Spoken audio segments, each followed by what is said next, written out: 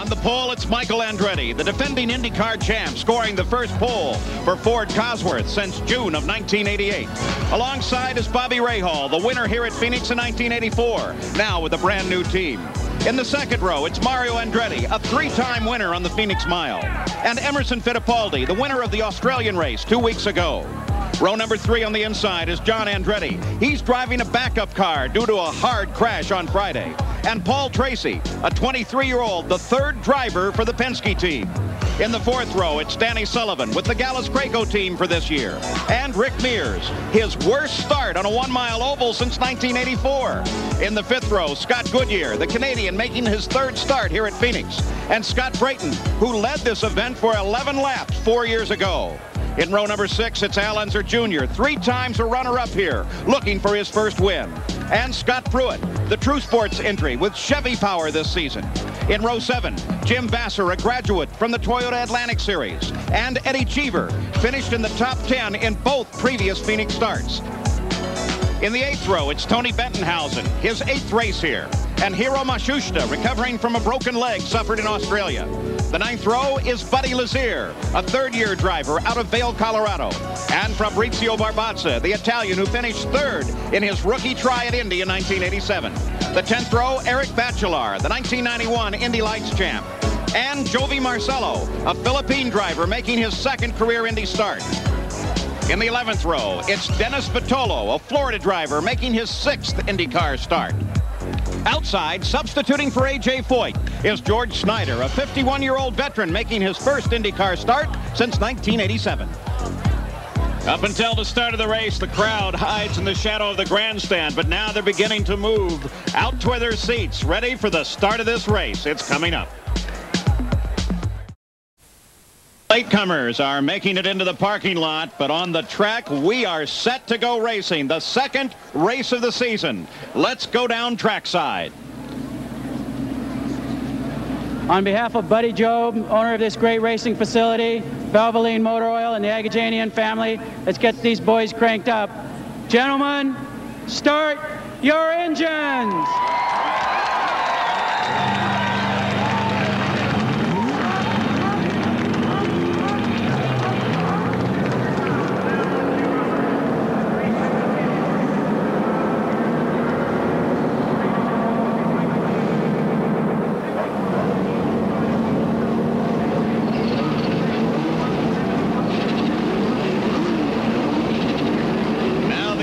Come up. Number of different sounds this year. Each engine with its own distinctive challenge. John Andretti sets ready to go, as does the rest of the field. Michael on the pole. The cars in their rows of 2 behind the PPG pace cars already beginning to roll away, at least for Bobby Rahal, but Michael sits still for the moment. They have not started that engine. That's why he's sitting there, and they give him a little bump start, and the engine fires that way. So Michael Andretti finally is underway. One of the great onboard camera shots you're going to see this year. Another one over the shoulder of Scott Pruitt. And with balloons flying up on the backstretch, you'll catch a view of them here. Aerial bombs going off, celebrating the rollout of the engines. There are the balloons. A festival of colors as we are ready to race. Brand new cars, some marvelous equipment, new technology, some of the greatest drivers in the world. 80-degree temperatures, very light humidity in the forecast. As usual in Phoenix, is sunny throughout the day, though they've had some very heavy rains here earlier in the week. The race 200 times around this 1-mile oval. Arie Luyendyk, the defending champion, is not racing here today. Phoenix, actually a Scottsdale resident, he is watching as a spectator in the stands. And we have a surprise as Michael Andretti has pulled off of the line of the course and down into the track, into his pit area. Let's go to Jack. And Paul, this is not good news. He radioed in after the engine started that it was only firing on 7 cylinders. So the crew has removed the bonnet. Obviously, they are extremely disappointed. They have yet to even take the green flag. They're going to have to go to work on this Ford Cosworth XB. Michael Andretti with a remarkable accomplishment. That is last year's Lola that he opted to drive here. It has the new Ford Cosworth XB in it. And he thought that this would be a very dependable combination. It certainly was in qualifying. This could easily be a foul spark plug, Paul. Often they have to warm the engines in the morning. They're not allowed to go around the racetrack with them. So there could be a change of a spark plug. Maybe they'll get back in before it goes green. But this is the sort of penalty that you pay when you do development work on an engine in racing itself. Tough break for him so soon. They say that it's the black box, part of the management system on the car, right, Jackaroo? Yes, Paul, that's in fact what they are attempting to change right now. Above the plenum on the engine, you can see one of the crew members making the work right now. And that is what they think the problem is. But this is obviously a disappointment. As soon as the engine fired, Michael radioed into his crew that he only had 7 cylinders. Back to you. Well, behind now the single PPG pace car, the field moves around. Look at this, a mile an hour every year from 140 for you, Bobby. And Michael Andretti through the 170-mile-an-hour barrier this year. They've come a long ways, Paul. Just so that people know that about the only thing you can change fast on a racing engine is the whole electronics. That's the black box you were talking about. They can do that very fast. As they are on the pace lap, another car with a problem. That's Hiro Matsushita as he's off the edge of the course. And that brings up the question, will they go green then on this lap as scheduled? If the car is in peril, they can't safely go green, and that might play into the hands of Michael Andretti. And it appears that's exactly what's going to happen. They are going to hold for yet another lap while they get Matsushita off the race course. And in doing so, that gives a little more time to Michael. Yes, it does. It's an advantage for Michael that way. But remember, it's going to upset the game plans for everybody because fuel is always a big factor. The engines are setting, turning 12, 13,000 RPM for the entire race. And anything that means an extra lap is additional fuel usage that they have to have, Paul. So the field now lined up with a single car in the front row, that of Bobby Rahal. The cowling is still off the back of Michael Andretti's car. The rest of the field nicely pulled up. There's Michael Andretti. You can see them slaving over that engine behind him. The only good news is that it was running such a short period of time. It's not very hot, and it should be a little bit easier to work on. And the indication now from the officials is that they will go green in 1/2 a mile. That is at the conclusion of this lap as they work their way on the backside of this D-shaped 1-mile track in Phoenix. And you can bet that every driver in this field is changing his game plan slightly because the fastest man is now out of the race. At least he's not going to be able to take the start, and that's going to change everybody's idea of how hard to run hard soon. And of course, one of the cars to watch on the start will be that of Rick Mears as he starts back for the first time in a very long time on a mile oval and will have to thread his way up through the field. And Nick Finoro, the starter, says no good. I won't accept this start. Gives them the yellow flag, and they will have to slow down once again. Advantage goes to Michael Andretti. Yes, and you know, Bobby Rahal came down for the start and he jumped out quite a bit in the lead, but you really can't blame Bobby. He has nobody to run against. He can't drive by the cars in the back. He's in a row all by himself up front.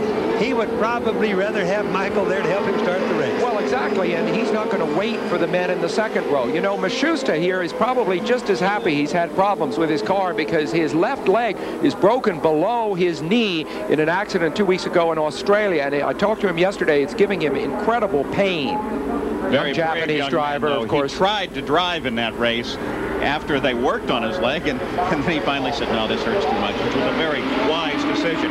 Now they're lined up again off the 4th turn. Will we get a green this time? We do, and they're underway in the Valvoline 200 at Phoenix as Bobby Rahal screams into the lead.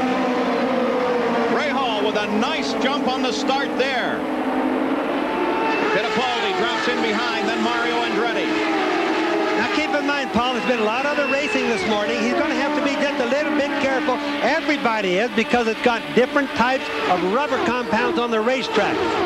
In a race which is going to see the debut of new cars, or rather the American debut of new cars and engines, Rahal has a conservative setup. You see John Andretti making an exciting outside pass on Paul Tracy. Boy, John Andretti with a terrific maneuver. That's Paul Tracy, the 7 car down to the inside, 3rd car in the Penske team.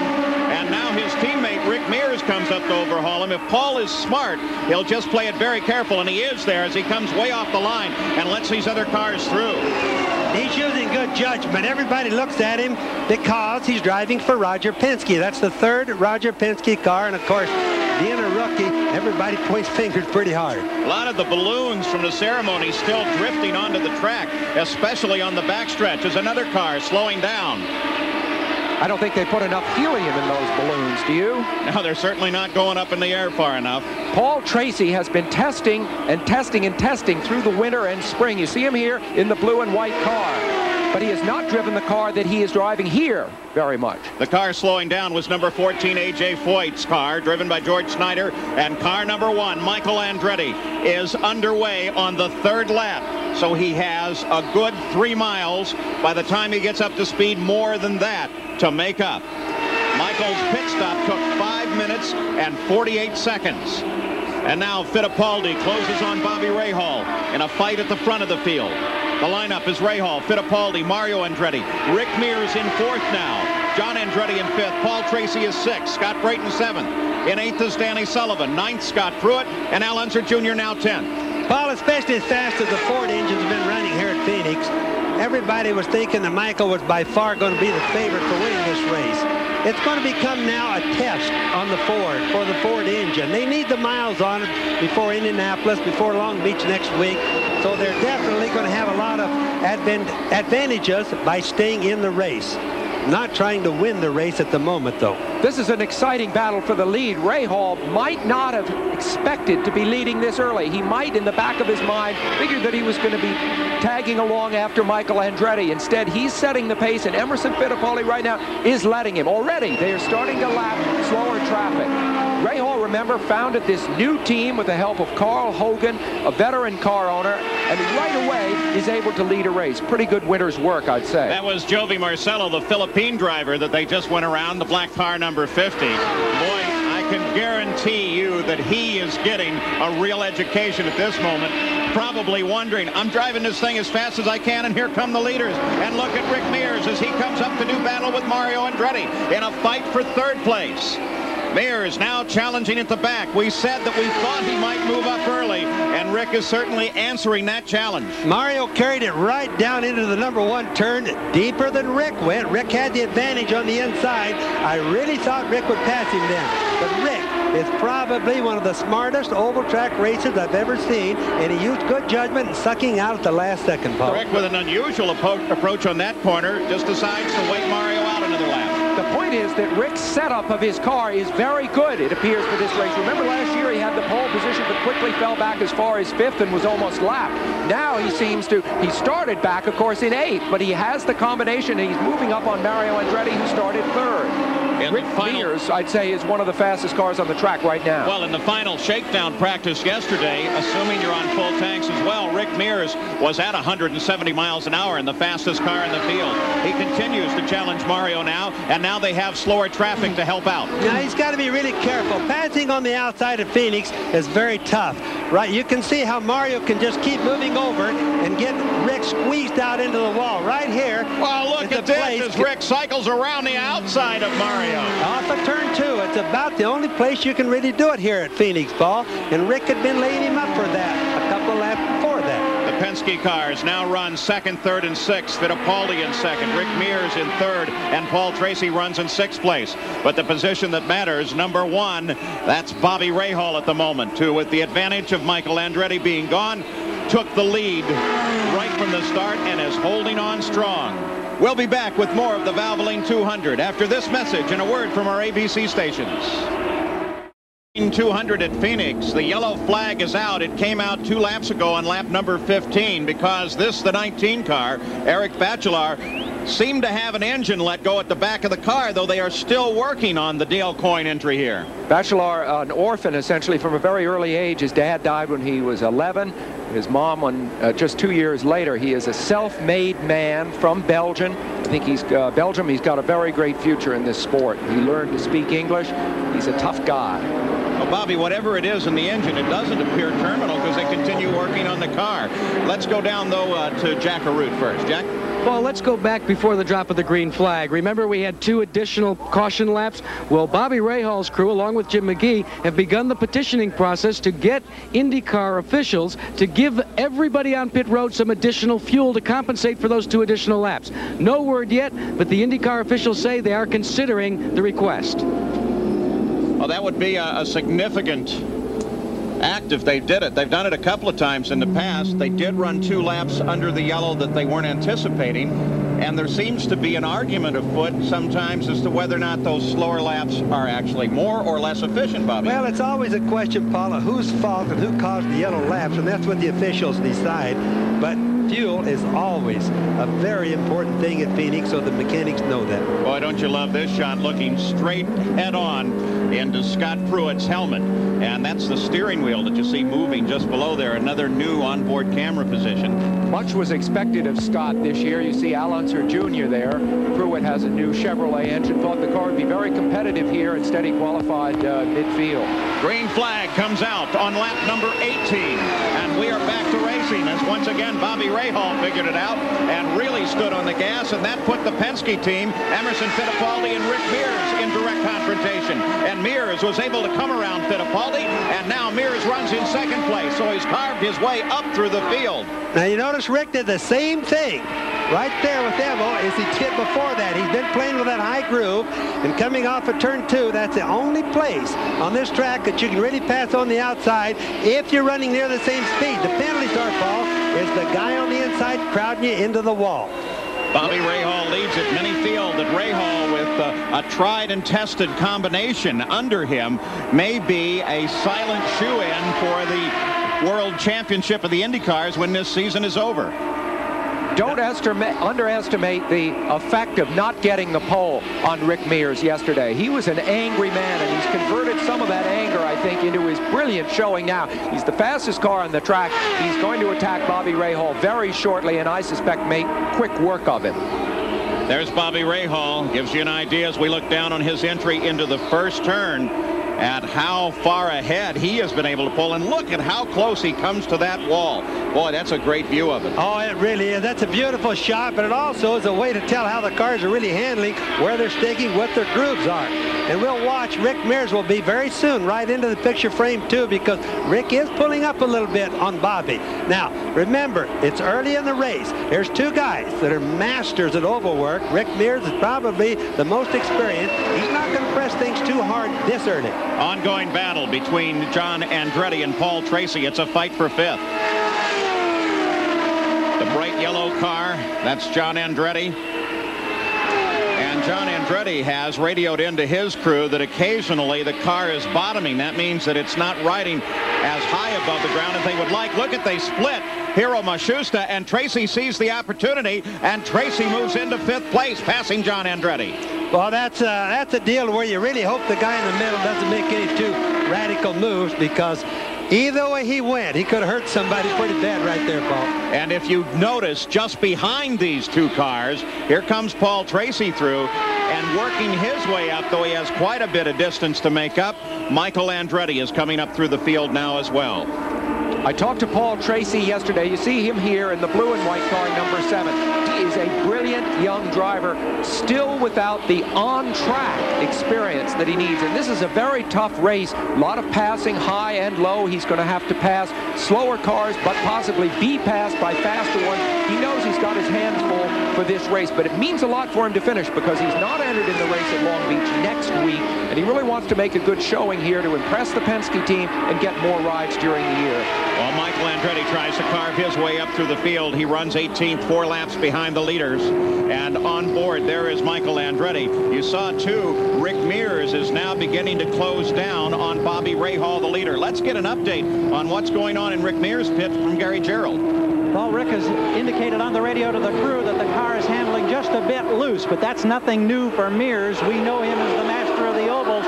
He loves this setup. He's being very, very effective at this point. Fittipaldi says his car is perfectly beautiful, so both of those Penske drivers, 2nd and 3rd, very happy in the early stages. And Rick Mears is now climbing all over the back end of Bobby Rahal's car, and he moves past Rahal, but Rahal answers the challenge as Rick gets bottled up. Rahal back to the front of the field. Very dangerous racing when they're in close quarters like that. Now they have clear running ahead of them. Rahal maintains first place. Rick Mears in second. Fittipaldi now has to get around the slower car. Now that's what makes Phoenix so good right there. Is right, golly, when the cars catch each other, they hit the traffic.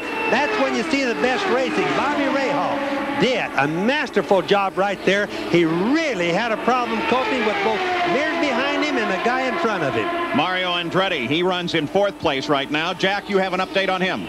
Well, actually, I have an update, Paul, on Michael Andretti. They have resolved the problem with the engine, but Michael is totally depressed about the day, he says, because the chassis is working so well, and now the engine is working well. But as you said, he's 5 laps down. But Michael has a long race ahead of him, and of course, as you bring cautions out for accident or debris, there is always an opportunity for Michael to close up each time. And by the end of this race, he could be right back on the lead lap and running with the leaders. On board with Scott Brayton. Runs currently in 8th place as 31 miles of this 200-mile run are now complete. And Bobby Rahal, except for one little challenge out of Rick Mears, has been the leader all the way. It's a whirlwind as these cars circulate around this track. 37 laps are now complete. And Bobby Rahal, the leader, finds himself embroiled in a battle, lapping his way up through the field. Now, right now, you can see the second place car of Rick Mears as he is lined up just behind the number 10 car of Scott Pruitt. And he is about to put Scott Pruitt a lap down, already a lap down. Surprisingly, is Al Unser Jr. and Scott Goodyear and Danny Sullivan. That's how fast Bobby Rahal is carving his way through the field. You look from on board Scott Pruitt's car. The interval first to second is now right at 3 seconds. Bobby Rahal leads it. Rick Mears runs in second. Fittipaldi is third. Mario Andretti is fourth. And Paul Tracy is fifth. First place, people have to realize Phoenix is a 1-mile oval, and these cars get around here 170 miles an hour. It used to be very difficult for us to achieve 170 down the straightaways. Today they're averaging 170. So you can understand how, like little Al and Scott Pruitt and those guys are getting lapped so quick. If they're off just a little bit, their history as far as getting lapped right away, Paul. Rick Mears comes around back traffic. Fabrizio Barbazza as he continues his pursuit of Bobby Rahal. Bobby Unser, what does that mean to the driver? I mean, is Rick on the brakes here? Is he ever slowing down? Is he just going around as fast as he can? He actually shouldn't be touching his brakes at all, with the exception of traffic. And like through turn 1 and 2, he runs, never backs off the gas all the way, about half the throttle off. Through turns 3 and 4, he'll come off maybe a quart of a throttle because he's full of fuel and because the track's so slippery, and that's all, Paul. In the race, he'll sit there and run 165 mile an hour average laps. The interesting thing, though, of course, is Rick Mears, for all this, is actually dropping back. He made his attack on Rahal, essentially passed him momentarily, but now seems to have lost some of that fighting edge. Well, in fact, he's fallen back quite a bit. Just as we've been watching him there, he's fallen back from 3 seconds behind Rahal now to 6 seconds behind. But just remember, Rick Mears, historically, every race, he'll start with a car very loose. That means the rear end is loose. He'll adjust it during the pit stops, and later on, he'll be tough. Battle now for 6th place. John Andretti trying to hold off Eddie Cheever. And Eddie Cheever's car, another one of those brand new Ford Cosworth XP engines. The co-owner of John Andretti's car, Count Rudy van der Straten, is ill. We wish him the best. His car is running beautifully right now. By the way, Eric Bachelard is back into the fight. They said that an oil cap came off of that car. Once it was properly replaced, little oil in the car, he's back into the fight. Boy, look at Eddie Cheever as he works at the back of John Andretti. Tight racing. No room for errors here. And then this is a good place to compare engines. John Andretti in the older type Chevrolet type engine, Eddie Cheever in the new Ford engine. There's horsepower against horsepower right there. And Paul, I'd have to say the Fords really are looking good right now. Boy, look at that, though, as John Andretti stays wheel to wheel with him all the way through the first corner. take a look at that. But that's handling. That's the driver doing the job that he's paid to do right there. Whoa. One car moving slow, and they really had to duck down to keep from slapping into the back of that car. Unfortunately, up in the high line. It's a fast groove in the track, a terrible place for somebody to slow down. Of course, he could have blown an engine or something while he was up there and couldn't get down. The yellow flag comes out because of it. The other thing is the way they're circling this track, there's very little chance for you to get down out of the way. There's Danny Sullivan, and he is running in 14th place as Rick Mears in second. Takes advantage of the yellow. So does his teammate Emerson Fittipaldi. So both Penske cars come in under this yellow flag, which occurs at the 47th lap or the 47th mile. Of course, and Bobby Rahal comes cycling past Rick Mears as he pulls out. There goes Fittipaldi away. So the leader of the race, there he is. Bobby Rahal in. 4 tires in the change and full fuel. That's too bad. He came in too late, too slow. Rick Mears is out, and it's gonna hurt Bobby an awful lot. He's gonna have some distance to make up now. Well, the IndyCar officials, that's the 30 car. That was a car we saw slowing down Fabrizio Barbazza in the Frank Archero entry. The IndyCar officials, and they are now IndyCar because they've changed the name over the winter. No longer is it CART, it is IndyCar. They have changed. There are decided finally that they are going to give 1.2 gallons of fuel to every car because of the yellow flags on the start. So they'll go down and add that fuel to each of the fuel tanks in the pits. You know, people are probably laughing. They say they gave them 1.2 gallons. Hey, that's no big deal. But boy, I'll tell you what, it takes about a gallon to run every 2 laps here. That's a big deal, Paul. Hey, how many times have we seen the difference of what's in that clear plastic hose as they refuel Michael Andretti make the difference between winning and losing in one of these races? Michael Andretti on his way back out. So is Scott Pruitt as we continue under our 3rd yellow of the day. So still no major contact with the wall. A very safe race in the Valvoline 200. You want to buy some souvenirs? How about from Skipper Bill Mears, the Mears gang? Get some great T-shirts there.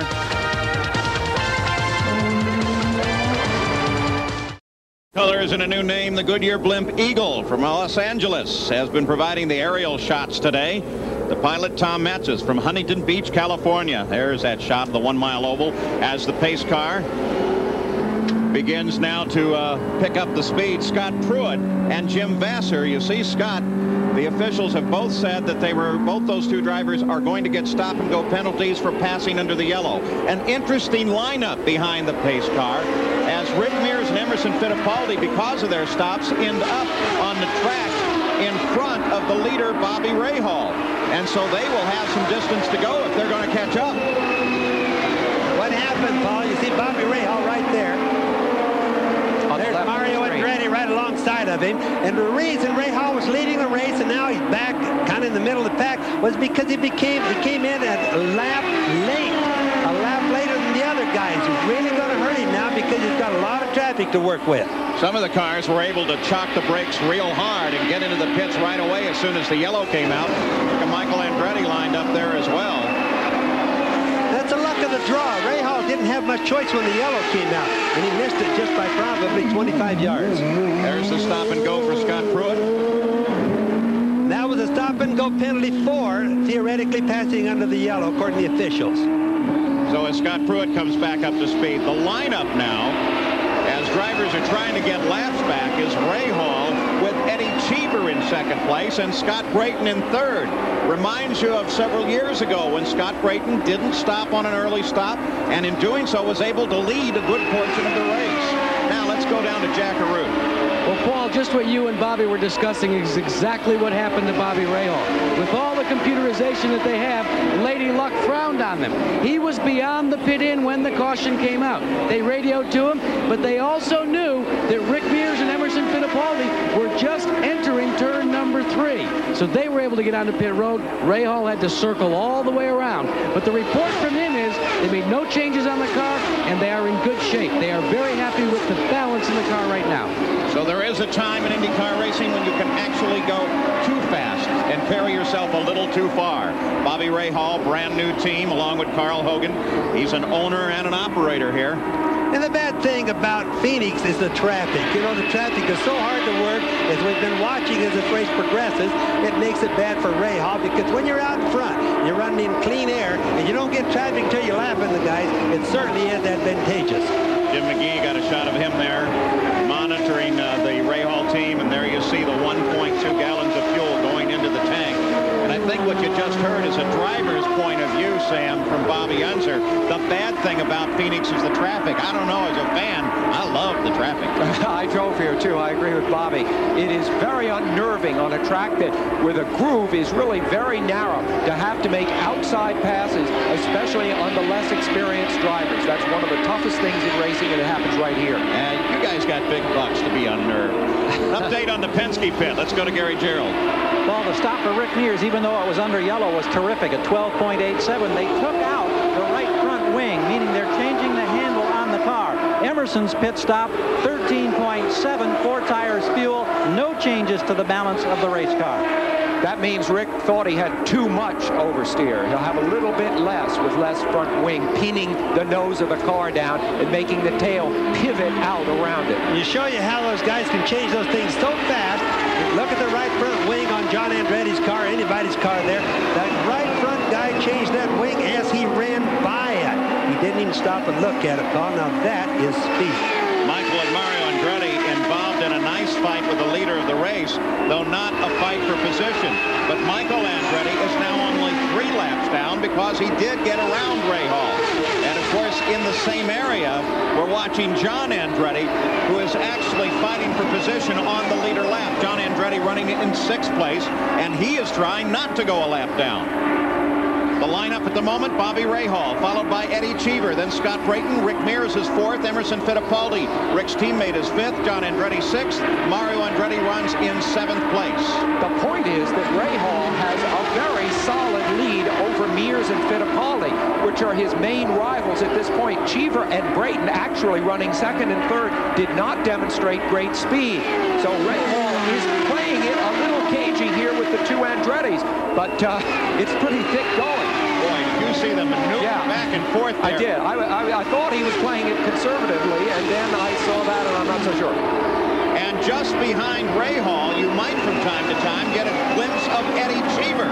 He is now beginning to close down on Rahal. He was about 2 seconds behind on the last pass across the start-finish line. Now he's 1.3 seconds. You would think Rahal has nothing to gain and everything to lose by dicing it up with the Andrettis. Why not let him go? It shows you, though, how important it is to him and how tough-minded he is about keeping them on the same lap. In fact, you can see him now from Michael's car. You can see him try to make a bid to get back a lap ahead of Mario.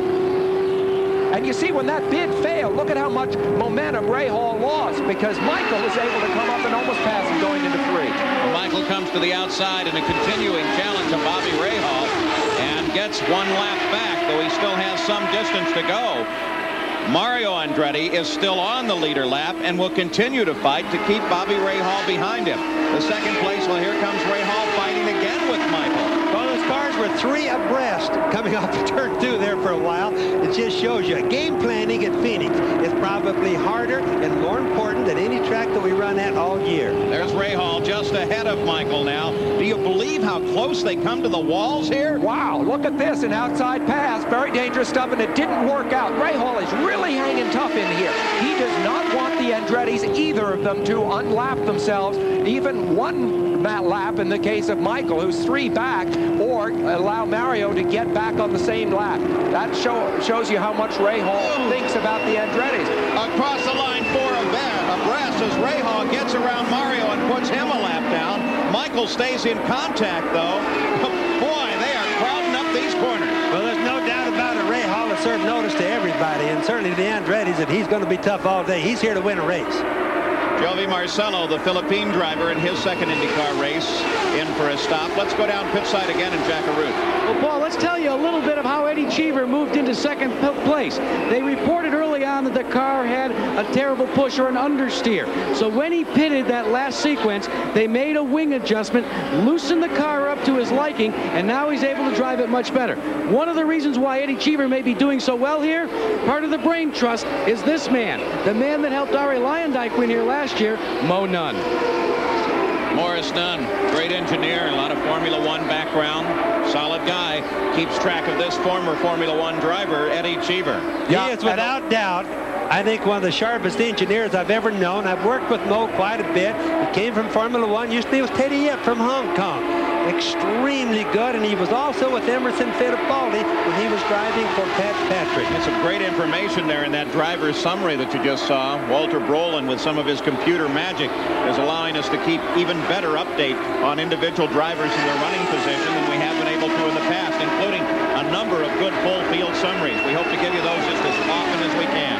A lot of pressure on Eddie Cheever here in the red car, just on the right of your screen. Veteran of Formula One, he was never able to win. He raced for years and years. He's making a bid here on Paul Tracy. He got shut down. Now this year he's got the new Ford engine, a lot of hopes behind him. As Bobby said, Mo Nunn in his pits. But Eddie Cheever is a man who has yet to perform to expectation. And a driver can only go 2 or 3 years like that, and he starts to fall back in racing, not move up. Eddie Cheever, a lot of pressure on him in 1992. He's also a guy that's driving for another race driver, Chip Ganassi. So he's not going to be able to loaf too long with Chip around. So Bobby Rahal out in front with Eddie Cheever 5 seconds back as the yellow flag comes out. Reported some debris on the racetrack, and that will close the field up again. But for the moment, it will slow down this whirlwind with 73 miles of the 200-mile scheduled distance already complete. And Bobby Rahal is showing some power that he hasn't had for a couple of years. This new team is definitely working for him. You want some more souvenirs? Those 4 cars represent A.J. Foyt's 4 Indy 500 wins. We'll be back after this message and a word from our ABC stations. Flag just came out at Phoenix as Bobby Rahal hit the throttle and accelerated with Eddie Cheever now trying to work his way through traffic and chase him from second place. By the way, Cheever has never run in the top 5 on an oval, and here he's in second place right now. Rick Mears runs third. His teammate Emerson Fittipaldi is fourth. And in 5th place, Scott Brayton. You're on board with that machine right now. We are seeing a great drive by Scott Brayton, who last year languished really in the middle of the field with very few exceptional drives. He did, as you said, Paul, have a great drive in the late 1980s here. He seems to have recaptured that today. And a good move on the pit stop under yellow. He ducked into the pits, taking advantage of the yellow, and did not lose a lap. Let's get an update on Scott Brayton. Here's Gary. And Dick Simon and this team are elated, Paul. Remember, his best career finish, 5th place at Portland a few years ago. They came in, they added some front wing, 2 turns up front. They want a little more stick at the nose of that car, but they're really excited in this pit right now as they watch Scott Brayton wheel around this oval. There's Dick Simon, the car owner, as he talks with Scott Brayton on the two-way radio. Hard to believe that a driver can talk while he is so busy on a track like this, Bobby. Well, the way it really happens is they don't want to be talked to in the turns. The faster drivers kind of have a rule. Don't talk to me in the turns unless it's an emergency, and they talk in the straightaway. And you can talk. You can take your thumb and push down a talk button in the straightaway, and that's all they really have to do. But to do it in the turns in Phoenix is really difficult. Boy, look at Eddie Cheever as he comes outside of Scott Goodyear in his continued pursuit of Bobby Rahal. And coming up just behind him now is Rick Mears. So a battle for second place, well, I was about to say should be developing shortly, and here it is. Yeah, so remember now, we're going to see the new Ford against the new Chevrolet. Rick Mears has the new, both the small light one that we talked about earlier. Both of these engines are the latest that there is in the entire world. And just ahead, that's Mario Andretti. He is a lap behind the race now, running in 7th place. As Eddie Cheever closes up on him. By the way, that yellow flag was a real blessing for both Mears and Fittipaldi, because they were able to catch back up to the field. They caught up considerably. But you can see how significant it was vis-a-vis Rahal's battle with the 2 Andrettis. They would each have made up a lap. Mario, for example, would be running on the lead lap right now. But for Rahal's tough-mindedness, he kept him behind him, and now he's reaping the benefits. The second-place driver, Eddie Cheever, can be a very expressive fellow. He always has great answers for journalist questions. He's also pretty expressive on the racetrack. This was a few laps ago when he was trying to get around Paul Tracy. Well, of course, he feels that Tracy is a rookie here, and that's true. Tracy is having his first race at Phoenix. And there goes Rick Mears past Cheever and picks up second place, and Emerson Fittipaldi now lines up. A terrific move. Now both Penske men are feeling very strong at this point, and they've moved from about 13, 14 seconds back of Rahal up to 7 to 8 seconds back of Rahal. So right at this point, the Penske team is again on the march. You recall that they did that earlier in the race, got up as far as Rahal, actually briefly passed, and then fell way back. You know what? I just wanted to say something about Eddie Cheevers and all that shaking. He really wasn't talking to the car in front of him. He's talking sign language to the starter. So the starter would theoretically give Paul Tracy a move-over flag. Which again is merely an advisory flag. Please, Paul, would you move over? Now Rick Mears, and look at this as Cheever comes back around Mears. Again, traffic a bit of a factor, but boy, we've got a great battle for second place. And Eddie Cheever is really holding off. A tremendous charge from the Penske team. We're still only 87, almost 90 laps, or almost halfway into the race. Rick Mears, still the cagiest of all on this oval, especially here at Phoenix. So we'll have to see how he handles this. And watch as Rick really pulled to the inside there to come around Tony Bettenhausen's car. I thought for a moment something was wrong because it looked like he pulled off the line. Well, you and I both raged up. We both thought that he slipped. Maybe they were in or slipping on the car, but here's that he's all right, Paul. So Rick Mears back pursuing Eddie Cheever. He was right there in contest with him, passed him for a point, and then Eddie Cheever caught fire and took right off and moved back solidly into second place. But the news there is that this battle for second place between Cheever, Mears, and Fittipaldi is now 9 seconds behind the leader of the race, Bobby Rahal. And another thing, keep in mind, right here, the two Penske cars, the two Marlboro cars, the red and white cars right there, there is no game plan for these guys. There is no such thing as number 1 and number 2 driver. They are out there on their own, dog eat dog, do the best they can for each other. By the way, speaking of team efforts and that sort of thing, so common to Formula One, Nigel Mansell ran away with yet another Formula One race today in Brazil. Well, Bobby Rahal is out in front here.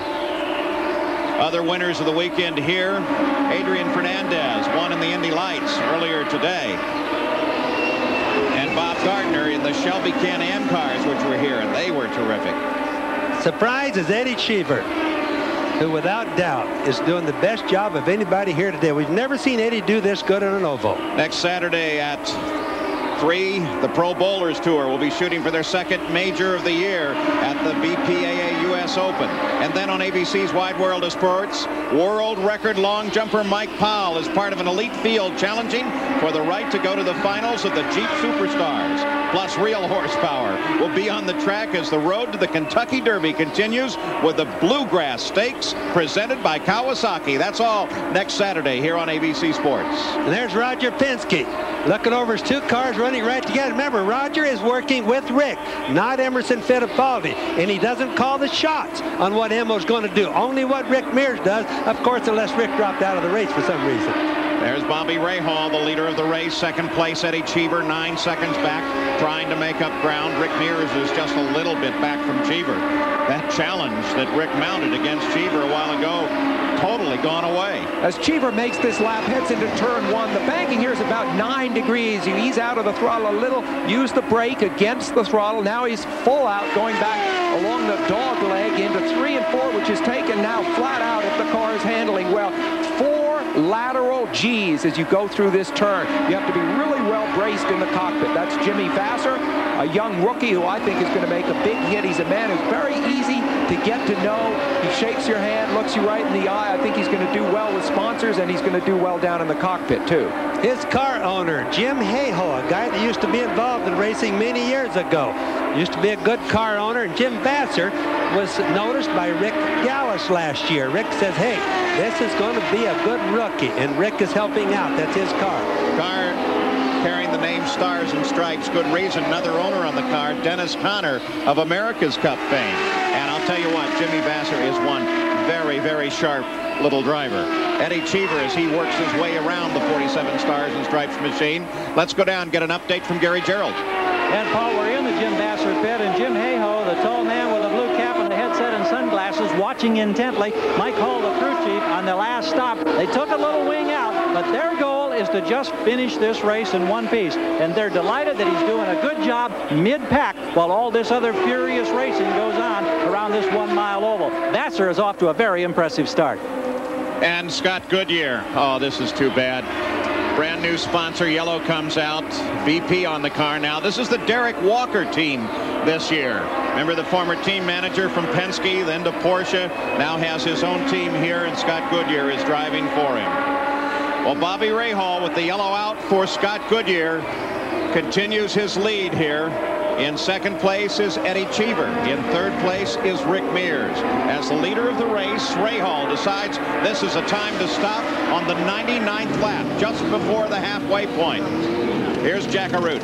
Paul, they're not making any changes this time. The last time in, they made a 5-pound tire pressure adjustment. That's how well this car is operating. 13.2 seconds in and out. I'd say the team is working pretty well. Rick Mears, who was running in third place, as he is in and out of the Penske pits. You notice the way the front wings of those cars droop down slightly. That's called a cathedral wing. If they droop up a little bit, bend up a little, it's a dihedral wing. The cathedral wings are new this year. They, in IndyCar racing, derived a bit from Formula One. I've heard it called an anhedral wing, too, Sam. Is that also applicable? I believe it's a synonym. All right, here is Emerson Fittipaldi as he makes his stop. Same sort of front wings on the car. In and out of the Penske pits. So see the wings there drooping down a little bit. Yep. So now under the yellow for Scott Brayton, or Scott Goodyear is blowing engine. We reach the halfway point, and Bobby Rahal is still in front. Phoenix International, the Valvoline 200 as the green comes out again. A very short yellow once again. And Bobby Rahal continues his lead. In second place now, though, is Scott Brayton. Eddie Cheever runs in third as a result of that yellow coming out, and Scott Brayton now has his eyes set on Bobby Rahal just up the track.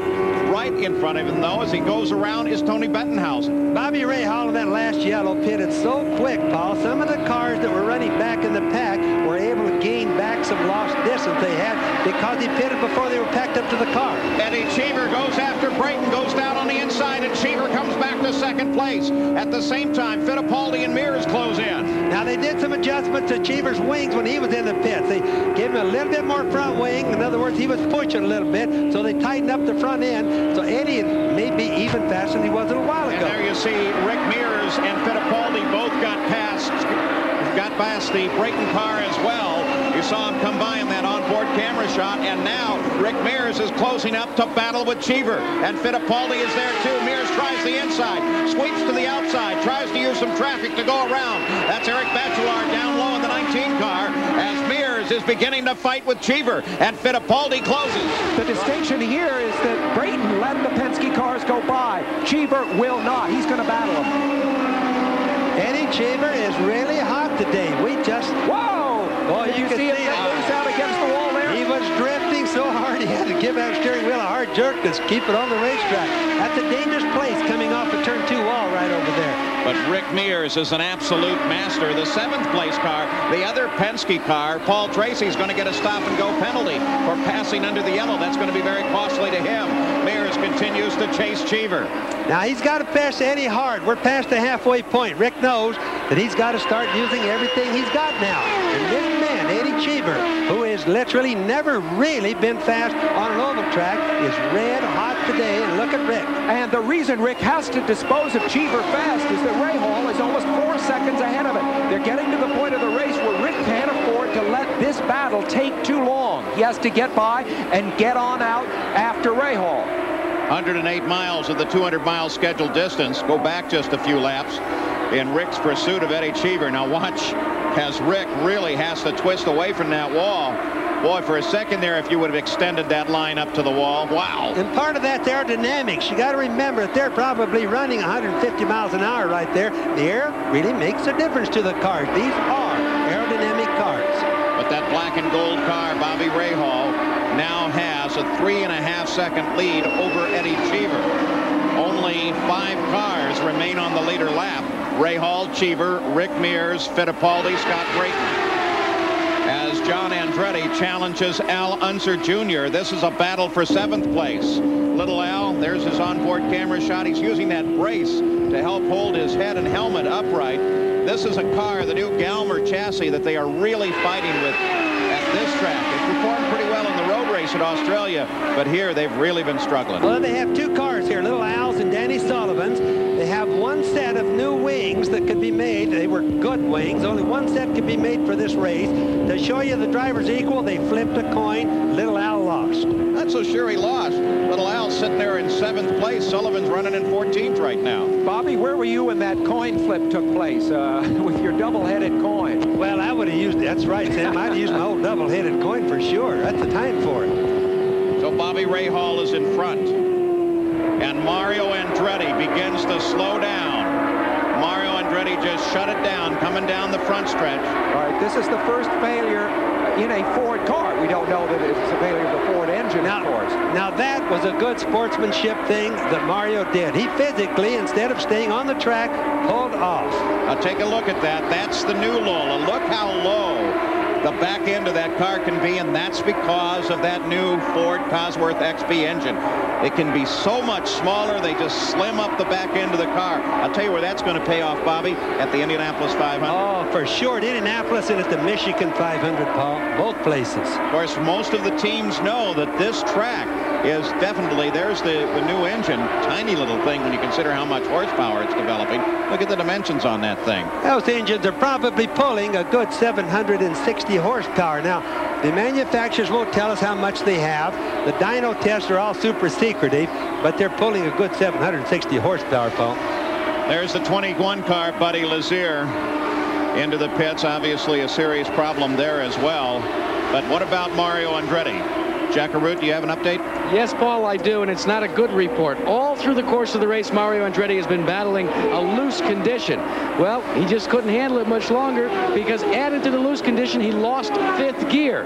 Now, as Bobby and Sam can tell you, on an oval, you have a choice of 5th and 6th gear. But that 6th gear just made it so difficult for him that finally they just gave up the ghost. Wow, that's unlike Mario. Jack, wouldn't you say that is astonishing that he would quit with a car that was still running?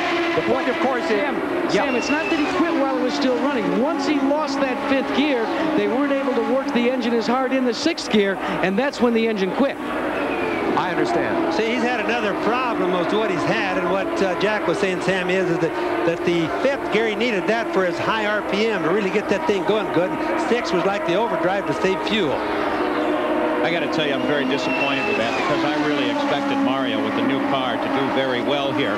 That was, though, a hope against hope because you can't expect a new car to do very well. Now, we watch Rick Mears. He's driving a car with a new engine as well this season. We asked him if, as a driver, he can feel the difference between this car and cars that he's driven in the past.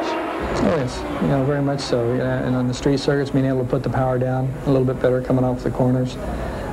It seems to be better under braking, as far as braking for the tight corners on the street circuits. Just grip in general through the middle of the corner and balance, seems to be a touch better. We seem to be better aerodynamically. We see you see the straight line speeds around an oval. Less drag, probably with a little more downforce. So you can definitely pick up on all those things. So Rick Mears, he runs in 3rd place, just behind Eddie Cheever. Bobby Rahal is still the leader of the run. 120 laps, 120 miles of the 200-mile scheduled distance now complete. The tactics soon will begin to play. 127th lap, Paul Tracy makes a stop. Several cars have made stops under the green flag here, though not the leader Rahal nor 2nd place Rick Mears. But the other Penske car with Paul Tracy at the wheel, in and out of the pits, routine stop for him. And look at Rick Mears as he continues to fight for 2nd place with Cheever. And Rick goes back into 2nd as they split, moving around the 19 car.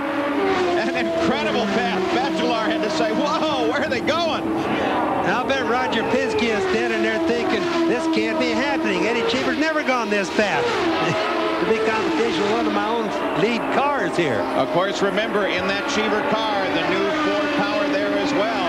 So what we're seeing now is a sandwich between the brand new Chevy engines and the brand new Ford engine. Now Cheever closing up on the back end of Scott Pruitt, who is not in the fight. He's 2 laps behind the lead. Also, remember the inter-team rivalry between Mears and Fittipaldi. Fittipaldi on the right side of your screen, now moving up to do his battle with Eddie Cheever. Of course, it took Rick many laps to get by. How quickly will Emerson Emerson get by him? Bobby Rahal has led all the laps. Can he go all the way? Boy, that would be an interesting question. Paul, he's really fast today, and as the race has gone on, he's really not slowed down. Some of the cars, as the track gets slippery, obviously don't handle as well. Bobby seems to have no problem with that. He works the traffic good, and he just goes right on down the road. They continue to pound on Eddie Cheever. Well, now it's Emerson Fittipaldi. He tried move number 1 down low in turn 1, and that didn't work. Now he'll probably try something else next. Cheever's going to say, when am I going to get rid of these Penske cars? They're all over. Here's a question for you. Bobby Rahal has led all 131 laps thus far. When was the last time that a driver led on an oval start to finish, and who was it, Bobby? Have any idea? Well, I couldn't tell you that. It was you. It better not have been Bobby. It was Bobby. Well, I had a good day then, I can tell you that. Bobby Unser right here. And Mears now begins to close down on Bobby Rahal, so maybe Rahal won't lead quite all the way. No, I think Mears was actually being held up by Cheever, not unfairly. Eddie was driving a great race, but I think we're going to see Mears really move, and you see the relationship shot there. Rahal on the right of the screen, Mears on the left, perceptibly faster. He is closing in a hurry. He's down to 1.5 seconds back from 3 seconds in just 2 laps. And traffic ahead of Rahal, though not slower traffic, because that's Michael that he's going under. Chris Mears on the starting stand saying, whoa, what are they doing out here? And there you see Bobby Rahal out in front, and Rick Mears now has to handle up Michael. And if he can do so, he'll be back in contact with the leader of the race. Let's go pit side again in Jackaroo. Paul, the window is upon us where the front-running cars can now pit for one final pit stop. Now, in the leader's pit, Bobby Rahal, what they are going to do is they are going to add all the fuel they have left in the tank, and then they are going to change all 4 tires. That's the strategy right now. Conversely, in Eddie Cheever's pit, what they are going to do is they are going to do a gas and go. Right now, they're electing not to change tires. Let's see what the conditions are in Gary Gerald's end of the pits with Team Penske. Well, we're told, Jack, that it could be at any time because that window opens. They figure that they can go about 65 to 67 laps. So from 135 on, the window is open for the final stop. They'll have to make a stop before the 164th lap. We just saw a black flag indication for Scott Brayton, who just flew by us on pit road. Paul? Brayton was running in 5th place before answering the black flag. They're looking for a possible fluid leak on the car, and of course you can't prevent that, so the IndyCar officials all take a close look at the car and make sure there isn't a problem. One of the officials at the back of the car right now. Very costly for Scott. He's been in 14.9 seconds. Remember that automobile racing has its equivalent of football's, 4th down situations of 3rd and long yardage, and this is one of them. What do you do with this last pit stop? And the great brains, the strategists, are down in the pits working that out now. And remember that Mo Nunn, you see Eddie Cheever right here on the left of your screen in the target car. Mo Nunn was the strategist that masterminded Arie Luyendyk's victory here last year. So Roger Penske, who one thinks perhaps of the great tactician and strategist of IndyCar racing, has a real rival just down pit lane, and they're both thinking hard right now. Well, you can see that Emerson Fittipaldi has handled up Eddie Cheever and moved into 3rd place. So the Penske cars continue to fight with one another for 2nd and 3rd, while Bobby Rahal is 2.5 seconds out in front of the 2nd place car of Rick Mears. There's Fittipaldi running in 3rd place. It's funny that this year we've made so much of the new engines, the new chassis. Everybody seems to have something new, but Bobby Rahal has in effect, stock low. Whoa. Yeah. Whoa. Look at him dial down the inside. And under Scott Brayton. Unbelievable. There's one of those deals where because you see Cheever take advantage of that situation. There's one of those deals where you got down there and you got caught there and you couldn't get out. He didn't want to be there after a little while, Paul. Now it got real narrow after a little while. Why did it get narrow? I thought they were going to go clear to the infield for a while there. You know, one of the great hobbies that has grown out of IndyCar racing is all the people who sit up in the stands with scanner radios and listen to the conversation between the drivers and their pits. You imagine what Fittipaldi was saying as he went into that one. Maybe he didn't say it in English. Yeah. Let's hope. He speaks 5 languages, by the way. Let's hope not. Jack Root, you have something? Well, Paul, how quick the strategies can change, as Sam Posey alluded to. Now the thinking in the Ganassi pit is they're going to have to take on tires. You know why? All of a sudden, in 3 laps, the car has gone completely loose. Cheever says he's having a difficult time just holding on. Let's go to Gary Gerald. Jack, you talk about the flukes that happen. Here's one for Scott Brayton. We mentioned the black flag. This tear-off on the visor of his helmet from somebody else's helmet got caught in his radiator. Temperature went to 110 degrees Celsius, was overheating. That was the fluid that was leaking. They came in, got the tear-off out of there, refueled, retired the car. He needs no more stops. Temperature's coming down. He's good now, they hope, till the rest of the race. Oh, so that piece of clear plastic blocked the radiator. The temperature went up. The engine temperature went up. So it starts spraying a little fluid into the overflow. And that's what they say is vapor. As soon as you yank that out of the way, everything's perfect. And what we usually see is the wrappers from the hot dogs and the hamburgers that go into the radiator. This time it was the shield from another driver's helmet, Paul. So Bobby Rahal continues his lead. Rick Mears runs in second, Fittipaldi third. Eddie Cheever is now back to 4th place. Down 2 laps is Scott Brayton and Al Unser Jr. We'll be back after this message and a word from our ABC station. Looking down on the Valvoline 200 at Phoenix from the Goodyear blimp, lazily floating overhead. I like the new paint job. Brand new name, the Airship Eagle. Been providing the aerial shots of this race, and it gives you some good idea of exactly where the cars are on the track. As the Eagle drifts off, there's the shot from high above. And what you are seeing is Bobby Rahal continuing to lead here, but Rick Mears is right there, just behind Rahal. In 3rd place is Fittipaldi, who in traffic has fallen back a bit and now runs 8 seconds behind the leader. So the contest on the track is this one, with Rick Mears running in 2nd place. A summary of Rick. You know, the traffic makes all the difference in the world right now, Paul. That fastest lap there, by the way, Bobby, 163.7 is the fastest lap thus far in the race. Yeah, but that's exactly right. It's the fast lap of all, but, you know, it's amazing. Just a little bit of difference the traffic is making from the cars running so close to the same speed. Now take a look at this. The barrier is broken at Indianapolis. On the top there, that's unofficial. Roberto Guerrero just cracked 230, but it doesn't count until you see it on the first day of time trials at Indianapolis here on ABC. That's an 80-mile-an-hour gain in 30 years, and I estimate, having done a little math, that the 300-mile-an-hour barrier would be broken in the year 2015. See if I'm right. I hope I'm around. I'll be around. Let's go down pit side and Gary. While we're waiting in the Penske pit, we're told that Rick Mears, if it stays green, will pit on lap 165. Emerson Fittipaldi on 166. We're nearing that point. It'll be the moment of truth for these guys who wait so patiently for the 2 or 3 opportunities in a race to try to win it for their driver. Let's go to Jack Root. Well, Gary, that seems to be the same thinking here for your leader, Bobby Rahal, and also for Eddie Cheever. In fact, you're looking at Eddie Cheever's fuel reading right now. You see where it says fuel left? He has 7.21 United States gallons of methanol still on board his car.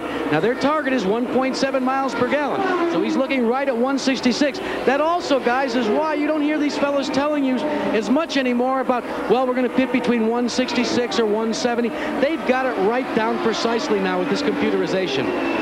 159 laps, or 159 miles of the 200-mile scheduled distance is complete. Rick Mears has dropped back just a little bit. He's now 4 seconds behind Bobby Rahal. No one else in direct contact on the circuit. Rahal has been unstoppable. Brand new team. He is also a team owner with the car. And here is Rick Mears heading down into the pits for what is the last stop. Gary Gerald. And Rick hits the target. No change on the front nose wing. It's tires and fuel for this final stop.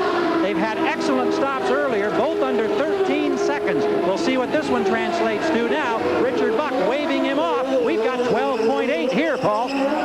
Exactly right, Gary Gerald. Right at 12 seconds, our clock. And Rick Mears lights the tires almost before he was off the jacks and heads out. Well, you can kind of see the personality of the new car. He was slowing down as the car was getting light on fuel, Paul. Bobby Rahal was getting away from him like probably 30 car lengths just before Rick came in, as opposed to probably between 4 and 10 car lengths lengths before, so that car isn't doing as well on a light load. And boy, take a look at this. Bobby Rahal is right behind Eddie Cheever, who is the third-place car. So Rahal has now overcome everyone in the field except for second and third, and Rahal is due in any time now. Rahal around Cheever. Cheever's now a lap back. Rahal's wife, Debbie, is 7 months pregnant with her second kid. They adopted 2 kids, and so they're going to have a menagerie there at the Rahal home of 4 children. Congratulations to them for that. Believe me, I've seen the home in Ohio there. They can fit them in. Plenty of room. Plenty of room. And anyway, Bobby is playing golf outside, so I don't think he's aware of what's going on inside. Well, they are ready in Rahal's pit. Some final conversation. You may recognize some of these faces. That's the old Patrick Racing team. So many grand successes under the Patrick colors. And then Bobby Rahal bought the team from Pat. Pat said he finally had about as much as he can handle and wants to watch a little bit. You know, Rahal's glory years in this sport were with True Sports back in the middle 1980s when he ran as a 1-car team. When he joined the Gallus team, a great team, but it was a 2-car team with Al Unser Jr. He didn't seem to do as well. Here's Emerson. Second place, Emerson Fittipaldi and Gary. Boy, he locked it up and he slid through the pit box. Now the engine has died. They've had to back the car up so that the fueling hose can be coupled. They're trying to get it refired as they change the rubber. Now they still haven't got the starter over the wall. This is a disastrous stop for Emerson Fittipaldi, Paul. You got a glimpse of Scott Brayton, who had a quick spin. That brings out the yellow while the leader, Bobby Rahal, is in the pits. Jack. A normal run-of-the-mill pit stop for Bobby Rahal. He paused for approximately 1.2 seconds longer than he would have had to, simply to take on all the fuel that they could get. So everything is on board. We are under yellow. You got a little glimpse of Scott Brayton in a slide. He corrected. Doesn't look like he touched anything, but they brought the yellow out anyway. Now, Fittipaldi's pit, just to maybe clarify some of that, is one of those. This is mostly asphalt up and down the pit road here at Phoenix, but his is one that has a concrete surface, and it has always appeared as if it's a little bit dusty, and Fittipaldi hit that surface and slid a little bit forward. It has a lot of floor dry on it, Paul, and he just couldn't help it. Plus, it's rough there. But that floor dry because somebody's been leaking a lot of oil down there. He hit it, just slid. Now, the question is he was on the air hose, which is a penalty. Does Wally Dallenbeck call it as a penalty because they pushed it backwards off of it? Is he going to have to do a stop and go, or is he okay linked in with all the other problems that he had? Well, he's got a terrible penalty already. 26 seconds in the pits, and he's a lap behind. The Dick Simon organization now taking a look at Scott Brayton's car and finally sends him out after the spin. Of course, all those tires would have been flattened. He spun that car around on him. 1,550-pound car dry. Can't spin around too much without putting a nice flat side on the tires. How did it look from a driver's point of view when Scott got in trouble and put this yellow flag out? Let's take a look at the driver's summary first. And here's the situation. You're on board with Scott just a couple of laps ago. Down into turn 1. Coming out of turn 1. Oh, got high. Whoa. He locked him up, but he did not stall it. Look at that. But it's amazing. See how far he went, completely through turn 2, spinning, didn't hit anything. Got to be the luckiest guy of the day. He did a nice job, though. Rick Mears very slowly coming down in the pits, Gary Terrell. Great concern here. The engine is running, but it's misfiring. Now he gets it, blipping it, and it's shut off, and they think it may be an electrical problem. Richard Buck and the crew quickly pulling the cowling off. They're going to go in there and try to change the electronics. All right, so Rick Mears now with a non-routine and a very long stop. We are still under yellow. 170 miles are complete. Back at Phoenix as the green flag comes out. Once again, Bobby Rahal now being chased by Eddie Cheever. But Cheever is well back. Rahal leading this race, and we've got trouble. 2 cars against the wall. That's Scott Pruitt down low, and Jim Vassar up against the wall. Pruitt is still under power. Pruitt's going to keep his going. He's going to circle back around. Paul, that was a good, ingenious thing he did. Boy, great piece of driving. Here it is again. As watch Jim Vassar, the number 47 car, mostly white. The right corner of your screen. Here he comes. He's already sideways, about halfway through the corner. and Pruitt spins the car to keep from getting into Vassar. Boy, there's a brilliant piece of driving. Pruitt did really a good job. He was so close to being involved into a serious wreck. Look at him go in between. Now that's luck right there, but he kept the engine running, and he had some smarts to go ahead and make a 360 and come around. And also by doing that, he turned for the asphalt, which helped him get back on the track. Well, there's Jim Vassar's car. Let's go to Gary Gerald. And we're watching the crew, Paul, as they're concerned, obviously wanting to know what the situation is. A pair of IndyCar officials been over there clarifying the situation. Jim Hayhoe has pulled one side of the headset off. Mike Hull and the rest of the crew just patiently waiting as the rest of the field circles under yellow. They want to know if their driver is all right and whether or not he's going to be able to continue. Well, also in all of this mix, Rick Mears came into the pits. You saw that. He had a problem. They worked on the problem, got it started, and got the car going again. Rick made a lap without the cowling on the car, but now Rick is back into the pits. The cowling is off the car again, taking advantage of this yellow.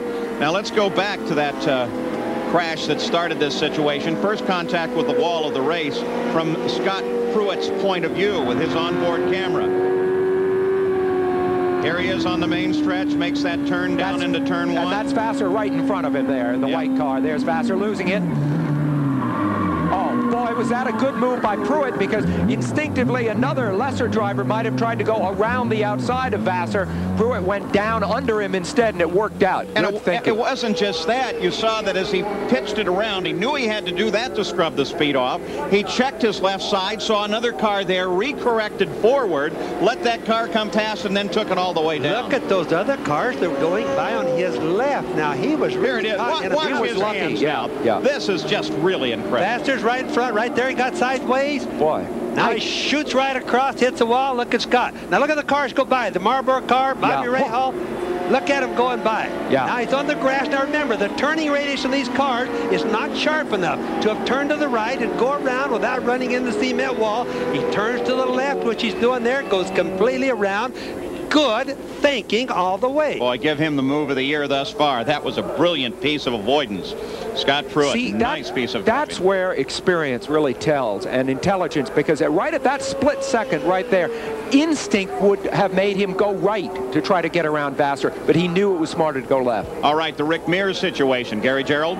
Paul, they're troubleshooting on the run, one lap at a time. They've changed the alternator box, they've changed the battery, they've toggled the other electronic connections. They've got a gremlin somewhere. Each time they send him out, they don't know if they've got the problem conquered. He's back on course now.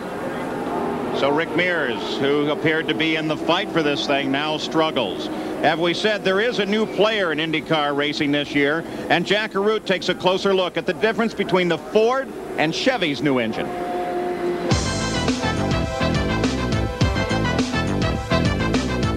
Over the last 2.5 seasons, the dominant engine in IndyCar competition has been the Chevrolet Indy V8. Now this year, there are two versions to that engine. The old style, now known as the Chevrolet A engine, and this new style, known as the Chevrolet B.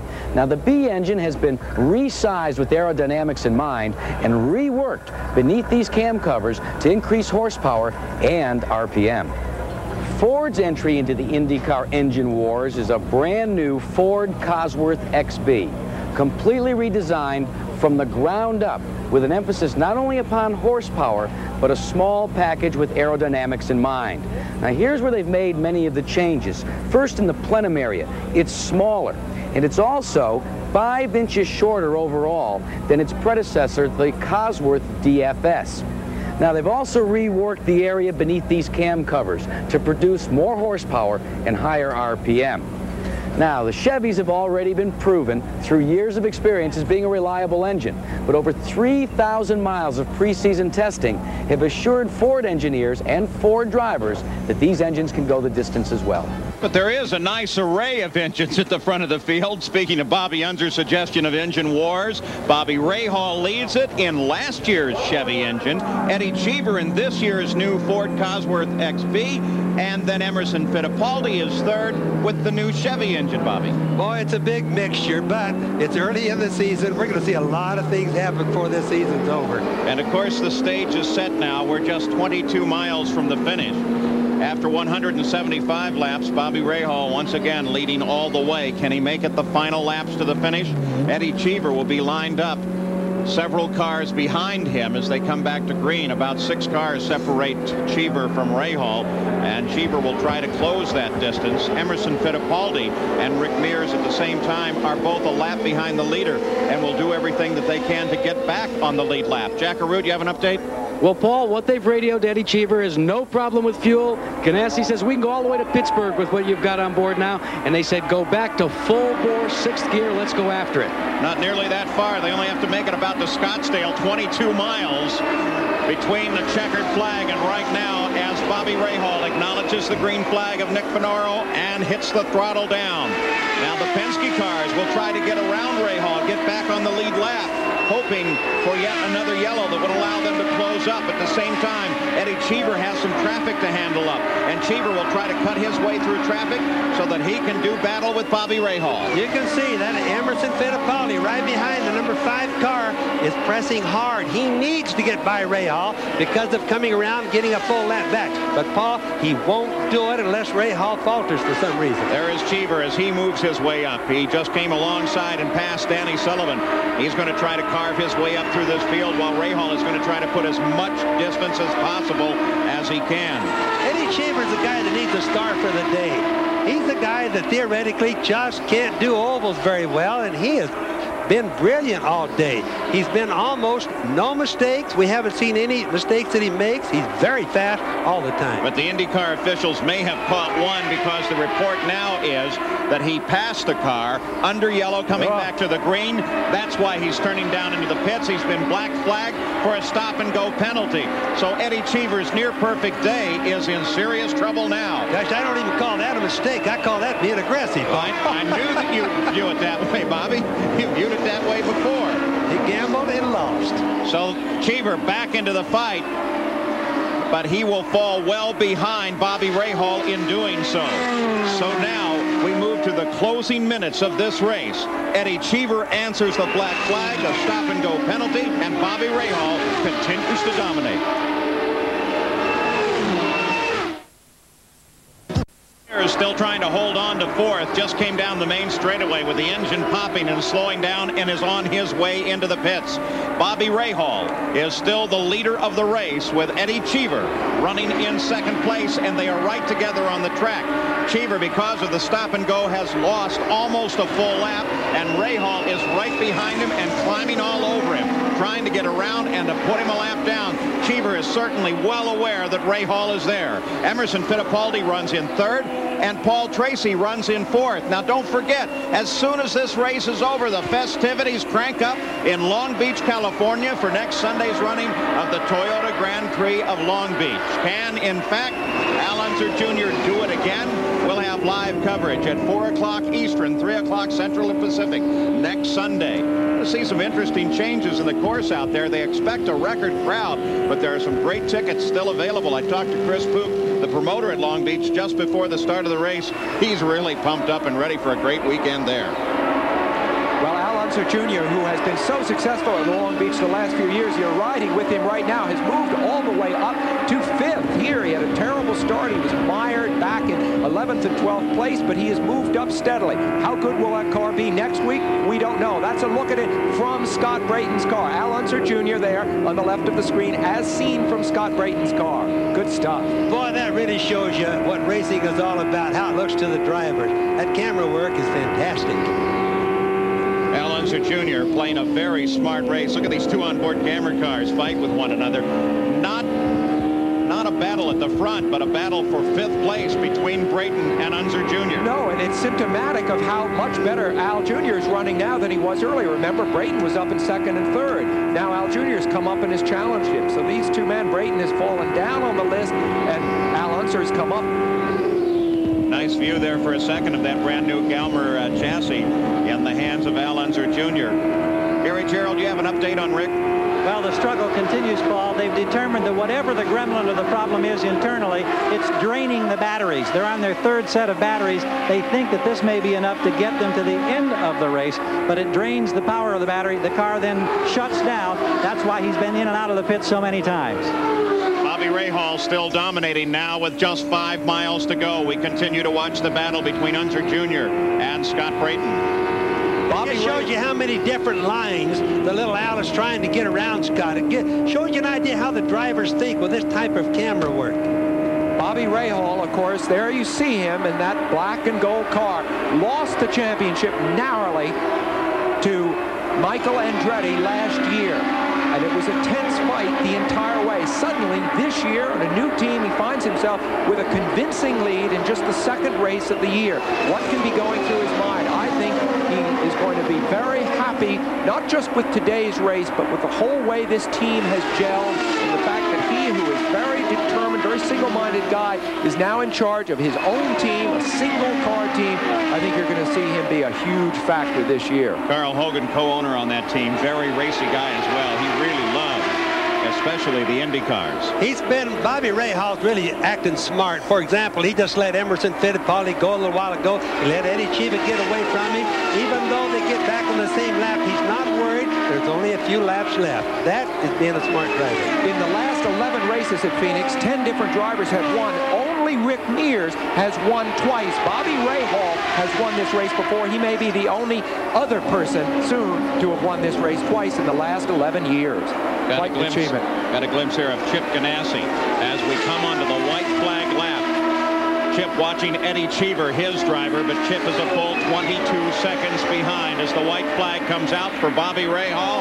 And Bobby Rahal is about to go into the records book with a flag-to-flag win in the Valvoline 200, his 21st career win, and the first win for his brand-new team.